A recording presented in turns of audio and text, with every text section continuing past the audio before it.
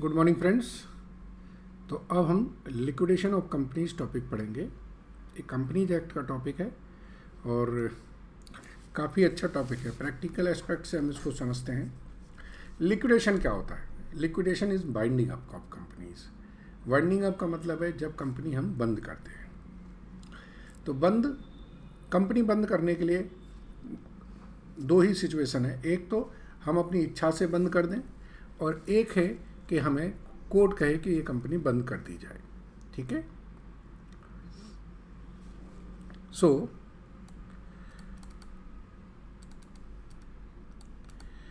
Liquidation of companies का मतलब है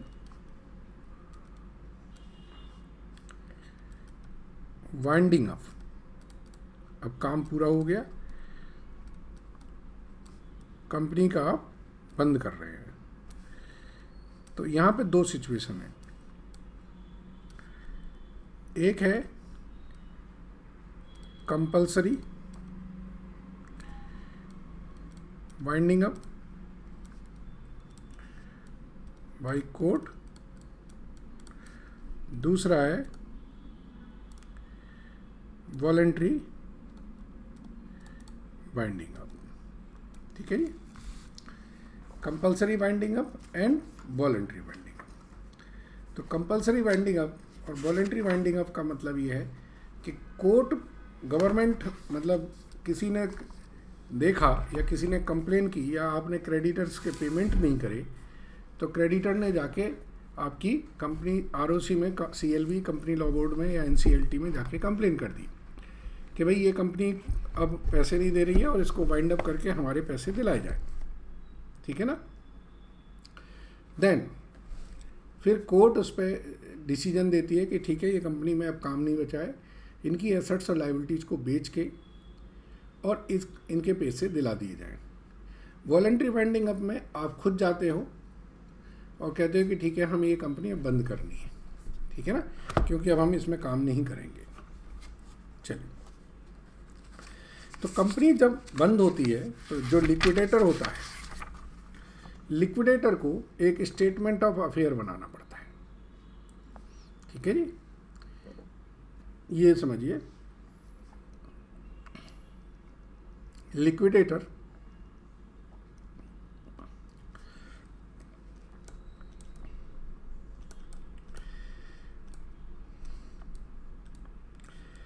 हैज टू प्रिपेयर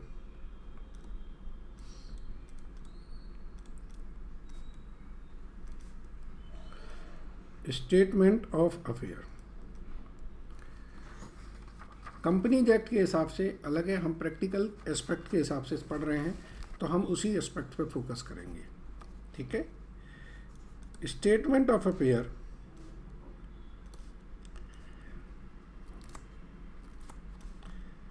कंसिस्ट, इसमें 8 लिस्ट होती हैं। ठीक है। List A, list B, list C, list D, list E, list F, list G, list H. ये 8 लिस्ट होती हैं स्टेक होल्डर की, किन किन को हमें पैसा देना है। तो जो पहली लिस्ट होती है वो होती है, इसको लिखेंगे हम फुल पर्टिकुलर ऑफ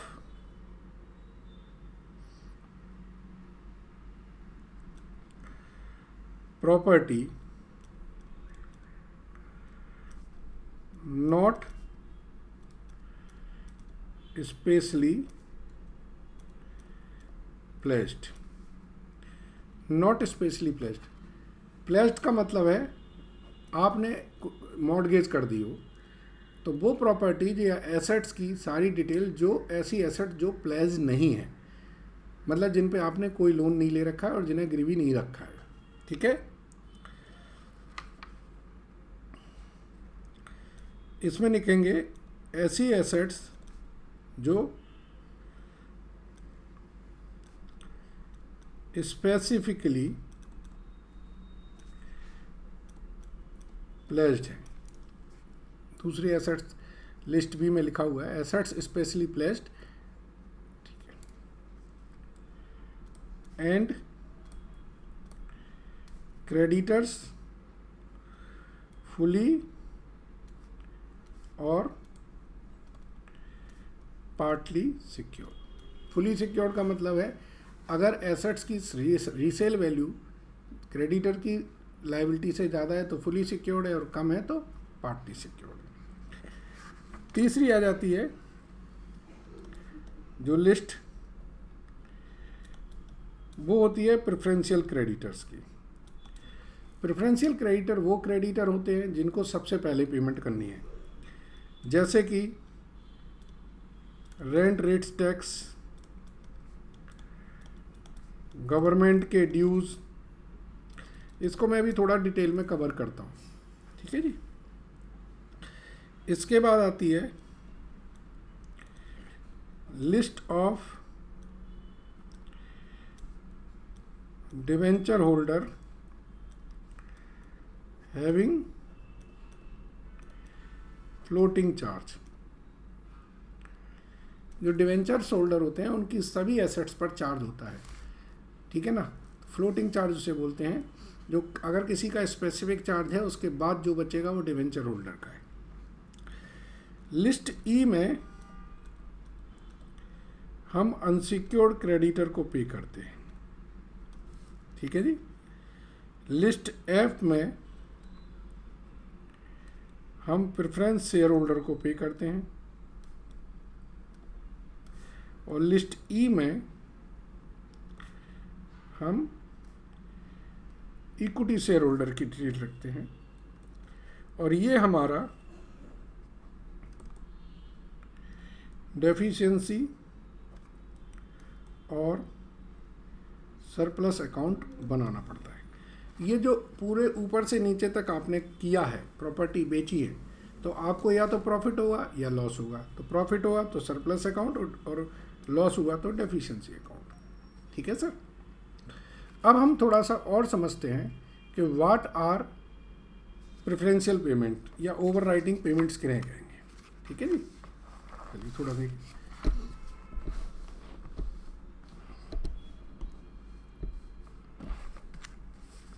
अब हमारा जो कॉन्सेप्ट है वो है ओवरराइडिंग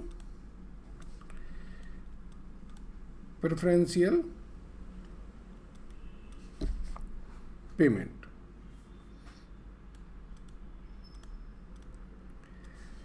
ओवरराइडिंग प्रेफरेंशियल पेमेंट, इसको थोड़ा सा मैं थ्योरी समझाता हूँ, उसके बाद आपको बताऊंगा। देखिए, the company that state that in the event of companies winding up, workman dues and debt due to secured creditor shall be in priority to all other debts, ठीक है। workman dues and secured creditor, the workman dues and debt to secured creditor shall be paid in full unless the assets are sufficient to meet them, insufficient to meet them, ठीक है। तो इसके अलावा ये जो हैं आपके प्रेफरेंशियल क्रेडिटर्स आ जाते हैं। All revenue, taxes, cesses, rates becoming due and payable by the company to the government और local authority within 12 months next before the commencement of the winding up.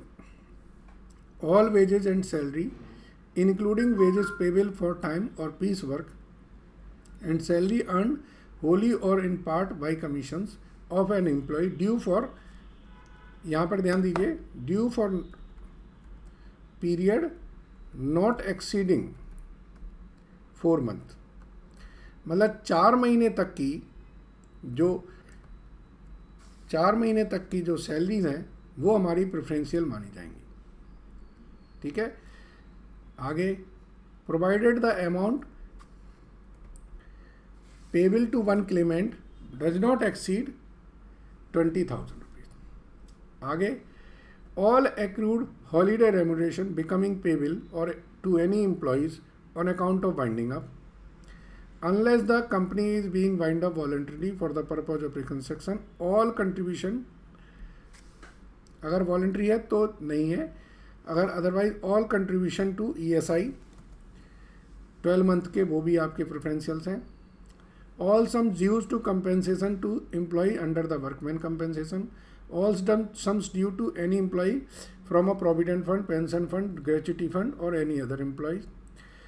The creditor that have to be paid in priority to unsecured creditor and creditor having a floating charge, such creditor are known as preferential creditors.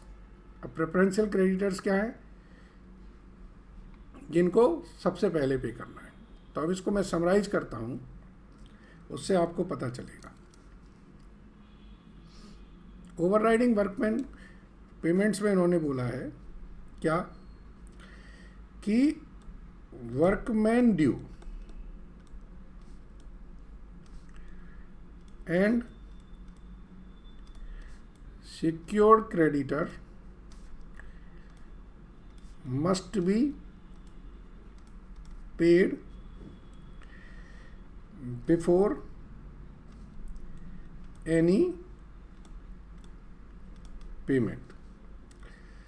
ये तो overriding हुए. अब बात आई हमारी preferential creditor की. Preferential creditor का मतलब है कि इनको अनसिक्योर्ड क्रेडिटर से पहले आप देना है. ठीक है जी. तो अब इसको जो लिस्ट थी उसको एक एक करके कर लेते हैं. पहला है all revenue taxes सेसेस becoming payable. तो इसको मैं लिखूंगा नंबर 1, ऑल रेवेन्यू टैक्सेस सेसेस या हम इसको बोलते हैं गवर्नमेंट ड्यू. ठीक है. विद इन 12 मंथ, आने वाले 12 महीने तक जो भी हैं ड्यूज वो आपके सारे प्रेफरेंशियल क्रेडिटर्स हो जाएंगे. नंबर 2, ऑल वेजेस सैलरीज, ठीक है, of an employee not exceeding 4 month, 4 महीने तक की प्रेफरेंशियल होगी. एंड अमाउंट पर पर्सन नॉट एक्सीडिंग 20,000. एक बंदे की 20,000 से ज़्यादा. ठीक है. नंबर तीसरा क्या था? All accrued holidays. तो इसे जो आपकी छुट्टियां एक्रूड हो जाती हैं ना, वो आ जाएंगी. Number 4, contribution to ESI for 12 month. यहाँ पे लिख दें in case of voluntary winding up. तो ये मैंडेटरी नहीं है, नॉट रिक्वायर्ड. ठीक है जी. ESI में 12 महीने का कंट्रीब्यूशन. इसके बाद all sum due as compensation under workman compensation. ठीक है. All sums due under workman compensation. इसके बाद है next all sums due from provident fund pension fund. All sum due from provident fund pension fund gratuity fund, ये सारे रहेंगे. Next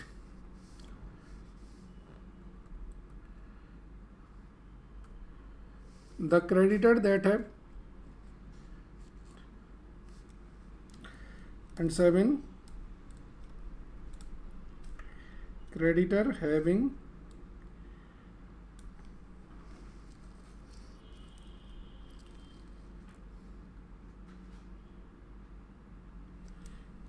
ठीक है, ये सारे पेमेंट्स आपको प्रेफरेंशियल क्रेडिटर्स हैं और इनको to be paid in priorities before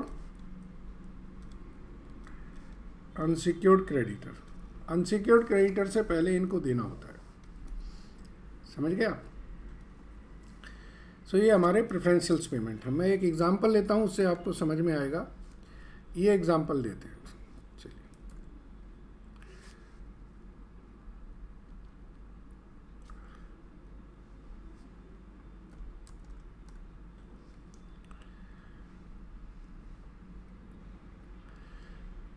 पढ़ते हैं इसको अच्छी तरह से, क्लैरिटी आएगी इससे आपको। A company went into liquidation whose creditors are 36,000. This amount of 36,000 includes 6,000 on account of wages 15 men at the rate of 100 per month for 4 months immediately before date of winding up. ठीक है, तो हम इसमें लिख देते हैं, ये total amount है। इसमें से हम लिखेंगे प्रेफरेंशियल क्या है और अनसिक्योर्ड कितनी है। ठीक है जी। तो नंबर 1 में लिखा है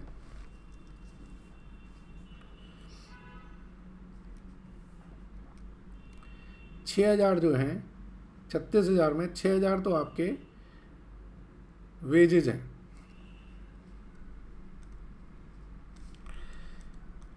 तो ये 6,000 है, तो ये पूरी ही प्रेफरेंशियल है, अनसिक्योर्ड कुछ नहीं है। अब नंबर 2 की बात करते हैं। नंबर 2 में लिखा है ₹9,000 being salary of 5 employee at the rate of 300 per month for previous 6 month. 5 लोगों की सैलरी है,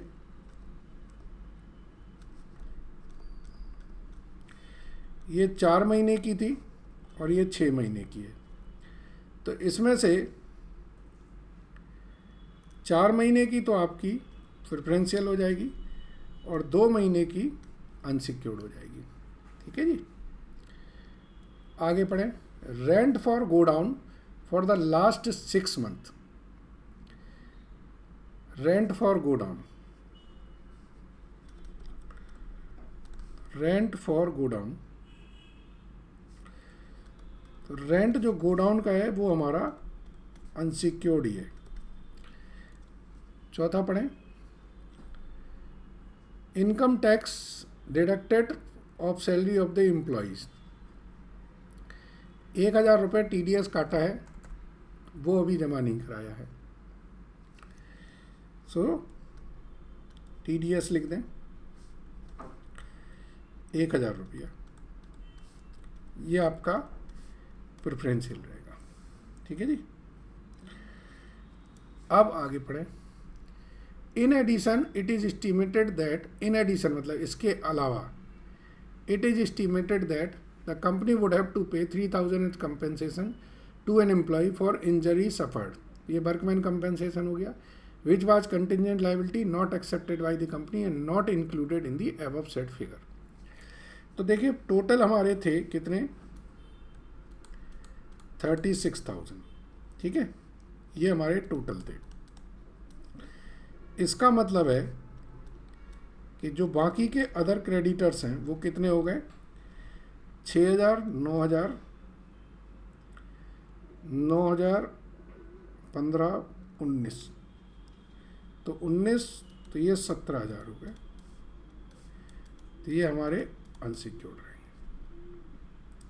इसके अलावा इन्होंने बोला है कि एक वर्कमैन कंपेंसेशन है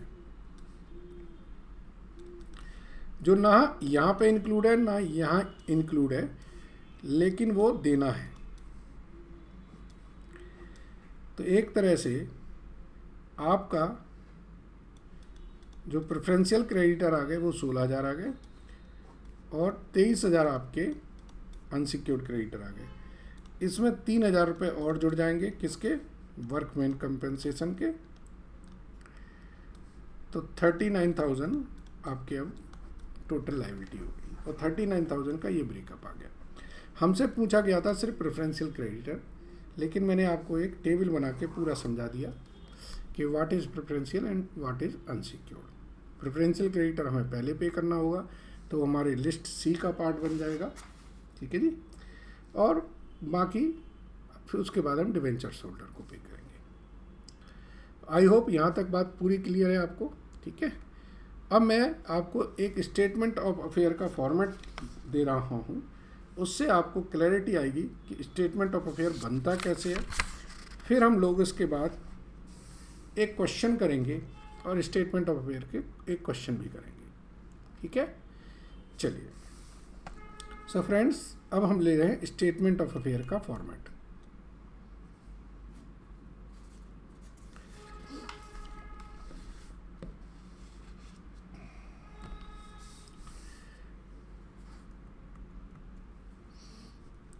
स्टेटमेंट ऑफ अफेयर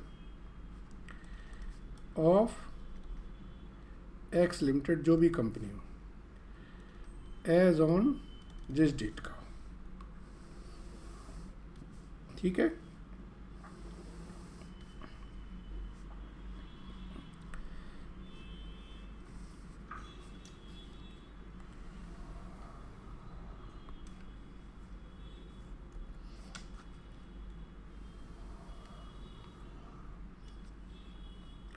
यहाँ पे लिखते हैं हम लोग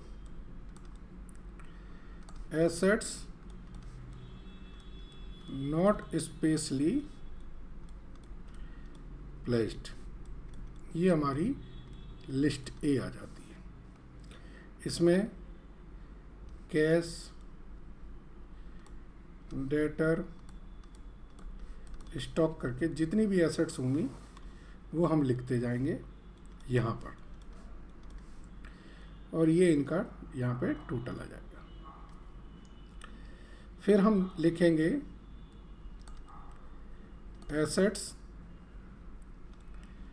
स्पेशली प्लेस्ड, ये हमारी लिस्ट बी आएगी। और लिस्ट बी में हमारे कुछ कॉलम बनेंगे, उन कॉलम को भी लिख दें।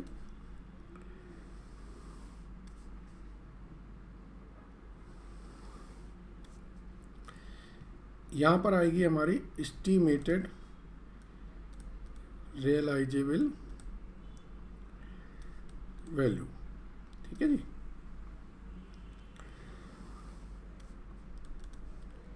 Estimated realisable value. इसके बाद आएगी due to secured creditor, creditor को देना कितना है वो हम यहाँ लिखेंगे। अब सपोज करो ये 10 लाख है और ये 8 लाख है, तो 2 लाख रुपए हमारा क्या होगा? सरप्लस होगा। तो अगर कम है तो लिखा जाएगा डेफिशिएंसी, रैंक एज अनसिक्योर्ड, और अगर सरप्लस है तो लिखा जाएगा surplus carried forward to last column, ठीक है जी। ये चारों वैल्यूज हमारी लिख दी जाती हैं। इसके बाद अगर सरप्लस आता है तो वो यहाँ लिख दिया जाता है, तो वो लिखा जाएगा estimated surplus from assets specially placed. फिर इनका टोटल करेंगे, ये पैसा आ जाएगा, इसका लिखा जाएगा एस्टीमेटेड टोटल एसेट्स। अब ये अवेलेबल हैं किसके लिए? ये एसेट से हम ये पैसे से हम किन किन को पैसा पे करेंगे, हम इससे प्रेफरेंशियल क्रेडिटर देंगे, डिवेंचर होल्डर देंगे, प्रेफरेंस शेयर होल्डर देंगे और इक्विटी देंगे। तो ये available for preferential creditor, debenture holder, ठीक है ना, अनसिक्योर्ड क्रेडिटर, ये हमारे ये आ जाएंगे। इसके बाद एक यहाँ पर अलग से बनाई जाती है समरी ऑफ टोटल एसेट्स। ये हम एक समरी बनाते हैं, हम लिखते हैं gross realisable value of assets specially placed, जो बेची थी उससे कितनी है, और अदर एसेट्स से। तो ये समरी हम बना देते हैं, इसका कोई यूज़ नहीं है, सिर्फ इंटरनल समरी बन जाती है। ये वाला टोटल यहाँ आ जाएगा और ये जो रियलाइजेबल वैल्यू है वो यहाँ आ जाएगी, ठीक है जी। इसके बाद हमारा एक कॉलम रहेगा लायबिलिटीज का। अब यहाँ पर जब लायबिलिटीज का कॉलम आएगा तो यहाँ पर हम एक एक करके उन लायबिलिटीज को लिखते जाएंगे। सबसे पहले लिखेंगे ओवरराइडिंग पेमेंट के पॉइंट ऑफ व्यू से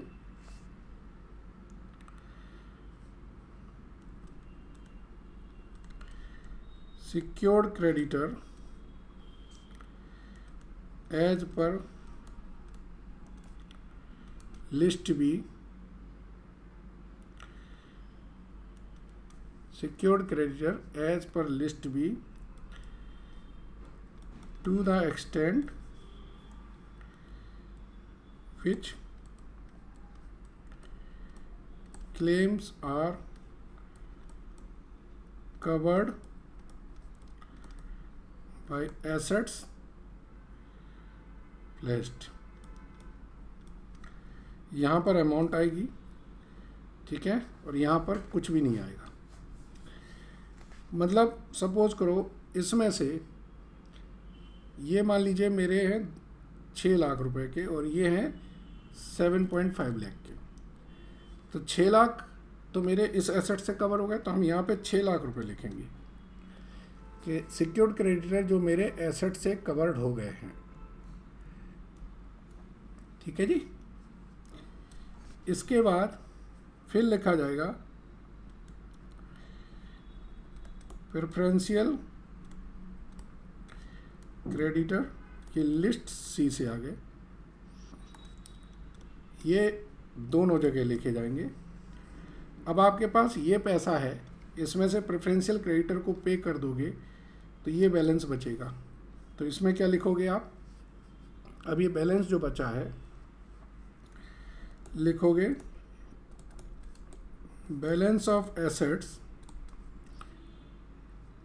available for debenture holder and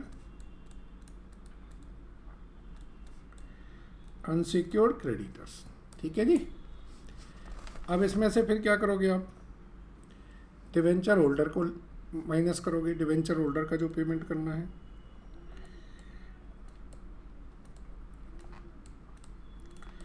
ये हमारी लिस्ट डी से आ जाएगी,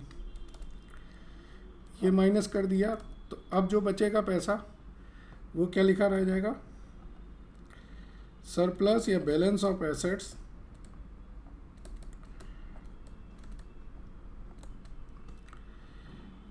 ठीक है, balance of assets for unsecured creditor. अब इसमें से आप अनसिक्योर्ड क्रेडिटर जो लिस्ट डी है, लिस्ट ई है, उसकी आ जाएगी। और अगर कोई आपके क्रेडिटर बचे हैं, कौन से वाले, अनसिक्योर्ड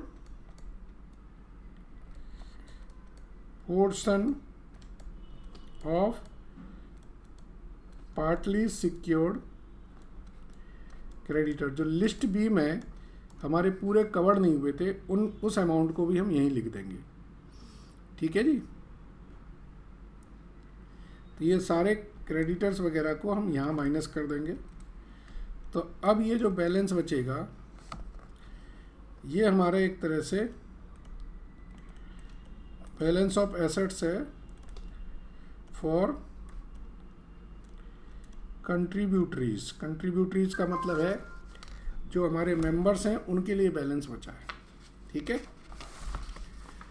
और इस अब मेंबर्स के जो बैलेंस हैं, अब क्या करोगे आप, मेंबर्स को पे करोगे। ठीक है। तो अब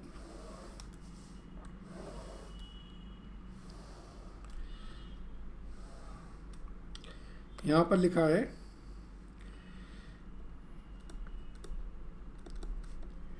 बैलेंस ऑफ एसेट्स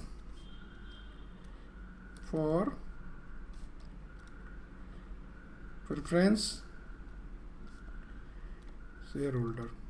ठीक है। सो आप प्रेफरेंस शेयर होल्डर्स को पे करिए अगर आपके हैं। ये लिस्ट आपकी एफ हो जाएगी। फिर हम लिखेंगे बैलेंस ऑफ एसेट्स और इक्विटी शेयर होल्डर। ठीक है जी। तो अब आप इक्विटी शेयर होल्डर की लिस्ट आपकी जो जी है वो लिख दें। अगर यहाँ पर पॉजिटिव आता है तो वो लिखा जाएगा सरप्लस, और नेगेटिव आएगा तो वो डेफिशिएंसी। इसको लिखेंगे एस्टिमेटेड सरप्लस और डेफिशिएंसी एज रिगार्ड टू कंट्रीब्यूटरीज। इसका एक लिखने का तरीका और है कि जो हम बैलेंस ऑफ एसेट्स लिखते हैं, इसकी जगह अगर अब ये क्रेडिटर से हमारे पास आया है तो इसका दूसरा तरीका ये भी है, इसको हम ऐसे भी लिख सकते हैं कि estimated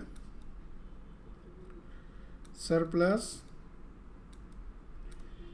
as regard to unsecured creditor. इसका मतलब क्या है कि भाई जो अनसिक्योर्ड क्रेडिटर के बाद जो सरप्लस बचा है ये हमारा एस्टिमेटेड सरप्लस है। तो हम एक तरह से अनसिक्योर्ड क्रेडिटर को एक तरह से रिगार्ड दे रहे हैं कि थैंक यू भैया, आपने पैसा छोड़ दिया हमें। ठीक है। ये एक स्टेटमेंट ऑफ अफेयर का एक फॉर्मेट है, थोड़ा लेंदी है। तो एग्ज़ाम में इस स्टेटमेंट ऑफ अफेयर के क्वेश्चन आने का थोड़ा सा चांसेस कम होते हैं, क्योंकि इतने लेंदी क्वेश्चन इंस्टीट्यूट नहीं पूछेगा। तो अगर पूछता है तो वो बच्चे का टाइम बर्बाद करेगा। ठीक है। फिर भी कोर्स है तो कोर्स में तो कराने तो हैं ही। तो मैं आपको एक क्वेश्चन कराता हूँ, इससे आपको थोड़ा सा आइडिया लग जाएगा। ठीक है जी।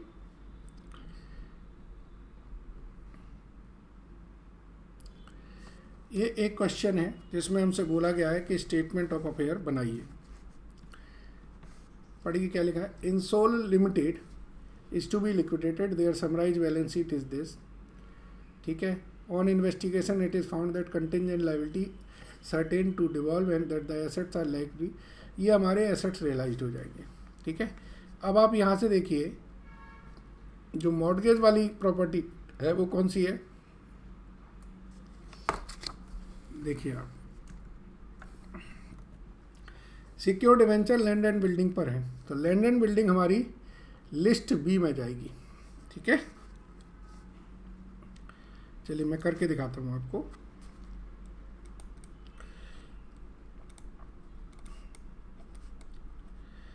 स्टेटमेंट ऑफ अफेयर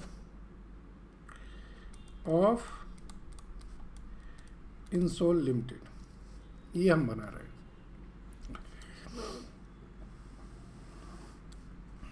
ठीक है,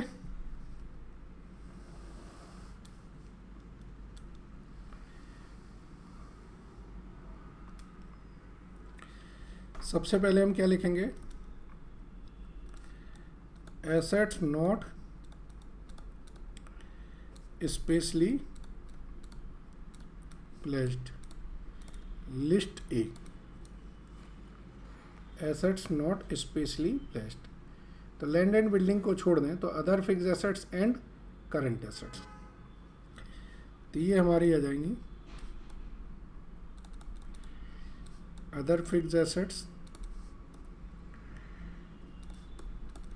current assets. Other fix assets हमारी 18 लाख की हैं और करंट एसेट्स हमारी 35 लाख की है। टोटल अमाउंट हो गया 53 लाख रुपये। ठीक है, फिर हम लिखेंगे assets specially placed, list B. इसमें मैंने आपको बताए थे कि कॉलम बनते हैं, एक तो estimated realisable value due to secured creditor, deficiency, surplus. ठीक है जी। सो एसेट्स का नाम आएगा land and building. Estimated realisable भी क्वेश्चन में दे रखी है, नीचे कितनी है 11 लाख रुपए।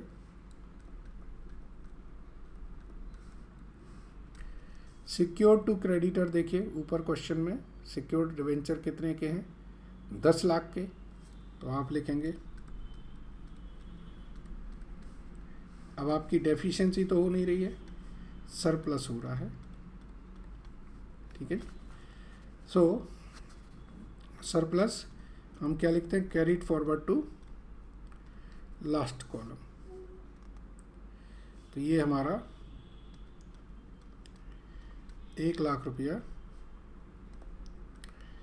एस्टीमेटेड सरप्लस, एस्टीमेटेड सरप्लस आ जाएगा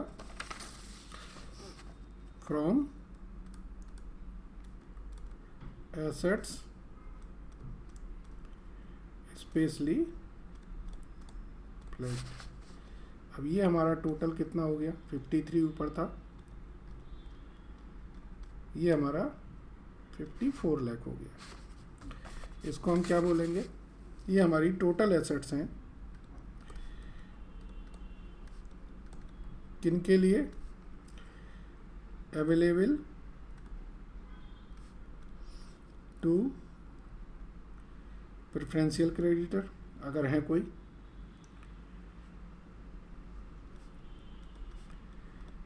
डिवेंचर होल्डर नहीं है तो अब अनसिक्योर्ड क्रेडिटर लिखेंगे हम। ठीक है जी। इसके बाद यहाँ पर हम लिखते हैं summary of total assets. Number 1, gross realisable value of assets specially placed, ये 11 लाख है। जो अदर एसेट्स हैं वो 53 लाख के हैं, तो ये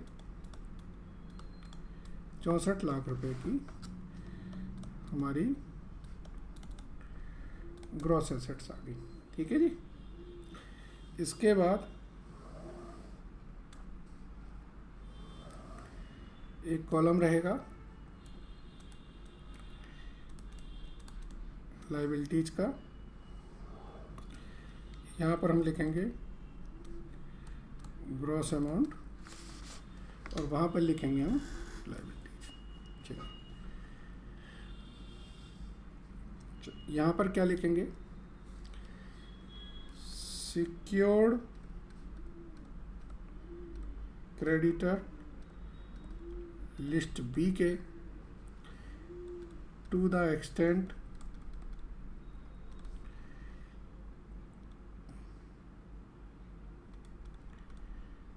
कवर्ड बाई एसेट्स। मैं शॉर्ट कर दिया, लिखते हैं स्पेशली प्लेस्ड। तो 10 लाख के जो क्रेडिटर थे वो हमारे कवर्ड 10 लाख हो गए ना। अगर ये 9 लाख होते तो फिर हम 9 लाख रुपए लिखते। यहाँ पर कुछ नहीं लिखना है, ठीक है। इसके बाद अब आगे पढ़ें क्वेश्चन को, थोड़ा सा अब आगे बढ़ते जाएं। यहाँ पर देखिए कंटिंजेंट लायबिलिटी दे रखी है 2 चीज़ों की। एक दे रखी है फॉर बिल डिस्काउंटेड और एक दे रखी है फॉर एक्साइज ड्यूटी। तो जो बिल डिस्काउंटेड की कंटिंजेंट लायबिलिटी है वो तो हम अनसिक्योर्ड में ले जाएंगे, और जो एक्साइज ड्यूटी की कंटिंजेंट लायबिलिटी है वो हमारी प्रेफरेंशियल क्रेडिटर बन जाएगी। तो हम क्या लिखेंगे अब,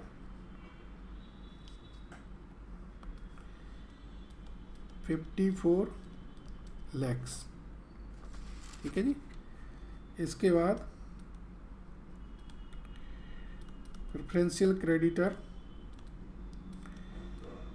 लिस्ट सी से माइनस करो दोनों जगह, 1.5 लाख और 1.5 लाख। तो ये बचा हमारा 52,50,000। फिर क्या करें आप, अनसिक्योर्ड क्रेडिटर लिस्ट ई से माइनस करें। लिस्ट डी डिवेंचर होल्डर की होती है, ऑलरेडी इसमें नहीं है। अब अनसिक्योर्ड क्रेडिटर में देखिए कौन कौन है। अनसिक्योर्ड लोन है, ट्रेड क्रेडिटर्स हैं और आपके बिल डिस्काउंटेड है।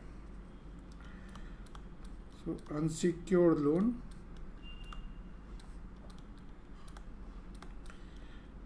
ट्रेड क्रेडिटर, बिल डिस्काउंटेड, ये 20 लाख के हैं, ये 35 लाख के हैं और ये 1 लाख के हैं। यहाँ माइनस करें, 20 लाख, 35 लाख, 1 लाख।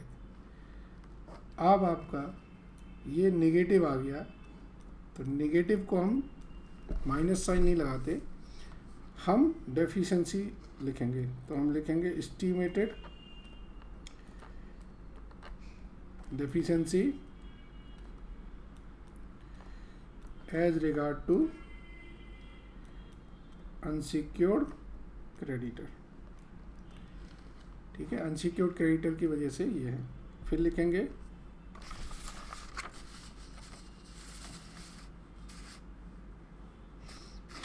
हमारी इक्विटी शेयर होल्डर लिस्ट कितनी है, ये लिस्ट जी होगी। कितने इक्विटी शेयर होल्डर है, 25 लाख के, 2,50,000 एट द 10। तो 25 लाख रुपए के